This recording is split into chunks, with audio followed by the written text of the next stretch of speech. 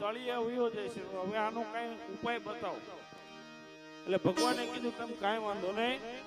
ભગવાન શ્રી હરિએ કીધું કે હું હવે કાચકો બનું. હું કાચકો બની અને સમુદ્રના તળિયે આમ ગોઠવાઈ જાઉં અને તમે મારા ઉપર ઈ મેરુ પર્વત આમ ગોઠવો. હું નીચે નહીં જવા. રવૈયા ઉપર હોય ને આ રીતે છાસ ફેરવી હોય ત્યારે એમ ભગવાન ત્યારે કચ્છપ અવતાર લીધો.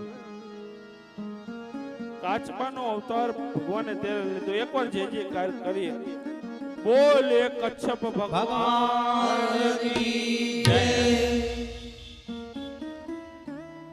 પછી હવે આમ બરાબર મેરુ પર્વત સ્થિર થયો. વાસુકી નાગ આવ્યા, ફરતે વિટાણા, એક બાજુ દેવન દાનવ કર્યું મંથન ચાલુ. જેમ જેમ મંથન ચાલુ થાય એમ સમય જાય એટલે એમાંથી કંઈક ને કંઈક નીકળવા લાગે.